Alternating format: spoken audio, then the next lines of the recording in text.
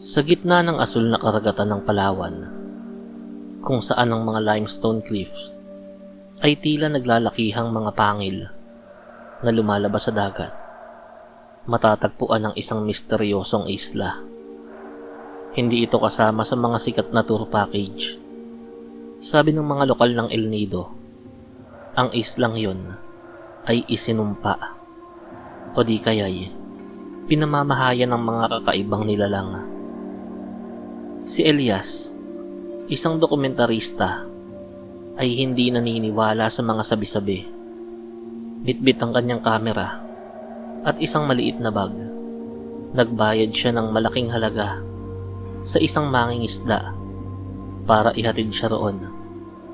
Ang pakay niya, hanapin ang katotohanan, ang mga bali-balita tungkol sa isang tribo na di umano ay hindi tumatanda. Pagbaba ni Elias sa puting buhangin, sinalubong siya ng kakaibang katahimikan. Walang huni ng mga ibon. Ang tanging naririnig ay ang marahang paghampas ng alon sa pangpang. "Babalikan kita pagkalipas ng 3 araw, sir, ha?"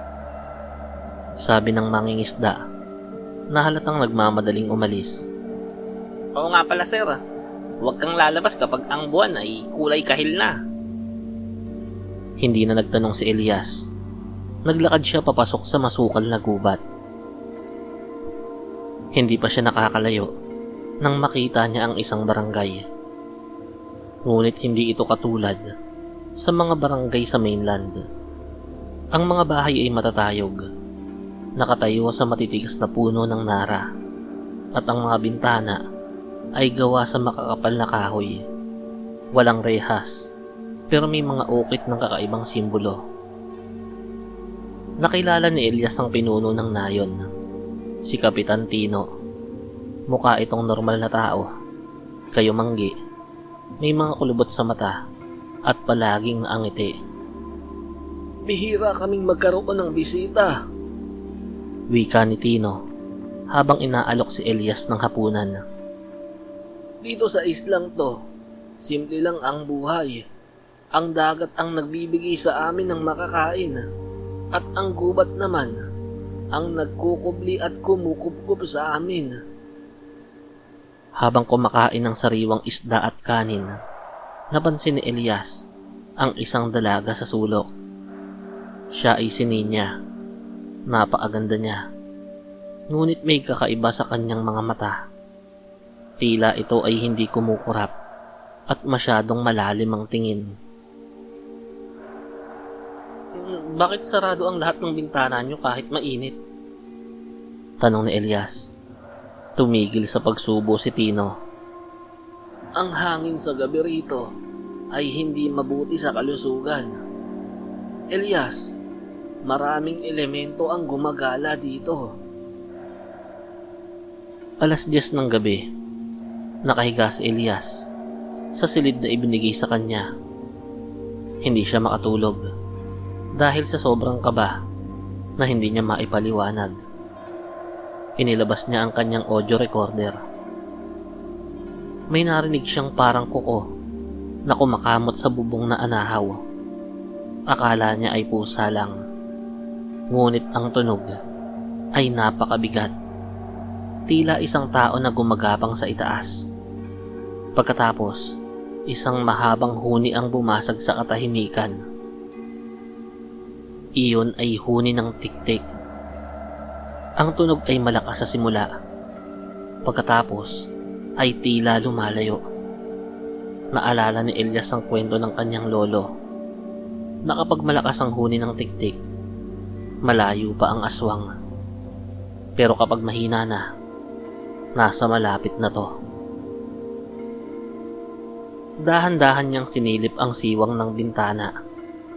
Sa ilalim ng liwanag ng buwan, nakita niya si Ninya. Nakatayo ito sa gitna ng plaza. Biglang lumundo ang balikat ng dalaga at sa isang iglap, bumuka ang likod nito. Lumabas ang 2 malalaking pakpak na tila balat ng paniki. Nanigas si Elias. Hindi siya makahinga.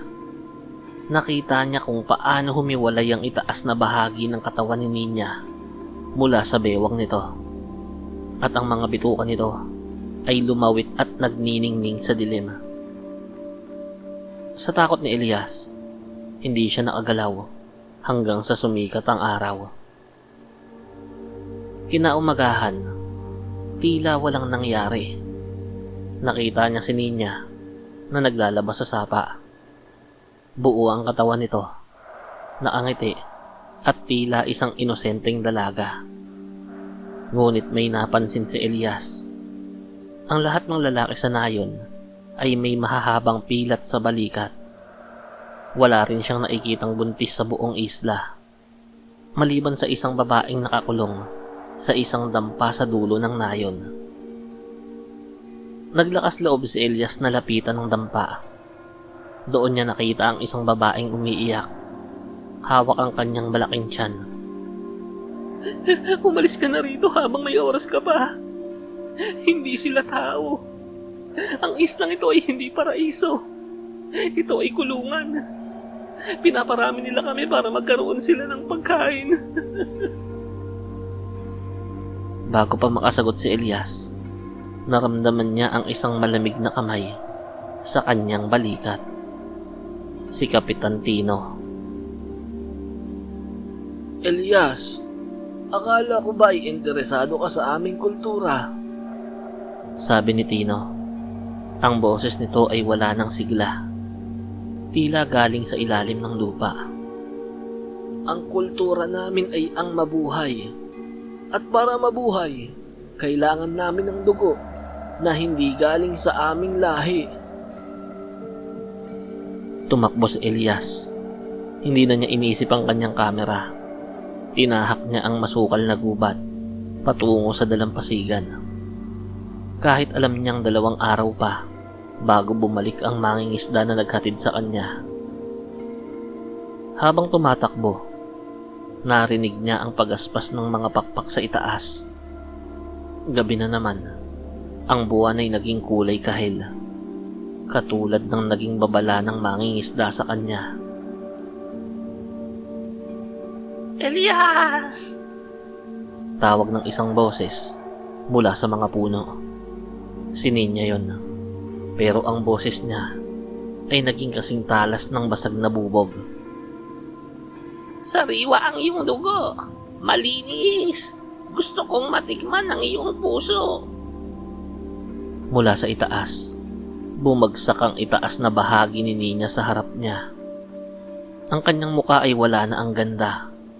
Ang bibig nito ay puno ng matutulis na ngipin at ang dila ay mahaba at parang basang tangkay ng puno. Ginamit ni Elias ang kanyang flashlight at itinutok ito sa mga mata ng nilalang. Nagulat ang aswang at sa pagkakataong yun, kumuha si Elias ng isang matulis na sanga ng puno na mula sa kamagong at isinaksak yun sa nakalaylay na bituka ni Nina. Isang nakabibinging tili ang umalingaw-ngaw sa buong isla. Nakarating si Elias sa pangpang, hapo at sugatan. Halos mawalan ng malay. Nakita niya ang isang maliit na bangka. Hindi ang mangingisda, kundi isang lumang bangka na iniwan doon. Itinulak niya yun sa tubig gamit ang lahat ng natitira niyang lakas. Habang nasa gitna ng dagat, lumingon siya sa isla. Nakita niya ang dose-dose ng mga lumilipad na bulto ng mga nilalang na yon. Tila mga higanting paniki na nagkakagulo sa dalampasigan. Hindi nila magawang makalampas sa tubig alat. Nakaligtas si Elias, ngunit ang trauma ay habang buhay na niyang dadalhin. Pagbalik niya sa Maynila, sinuri niya ang kanyang recorder na naiwan sa kanyang bulsa. Sa huling bahagi ng recording, narinig niya ang boses ni Tino na bumubulong habang siya ay natutulog noong unang gabi. Huwag kang mag-alala, Elias. Kapag nakain na namin ang iyong laman, magiging bahagi ka na ng aming kultura at kasaysayan. Mula noon, hindi na muling tumapak si Elias sa anumang isla ng Palawan dahil alam niya sa ilalim ng magagandang tanawin at asul na tubig may mga lihim na mas mabuting manatiling nakatago na lamang.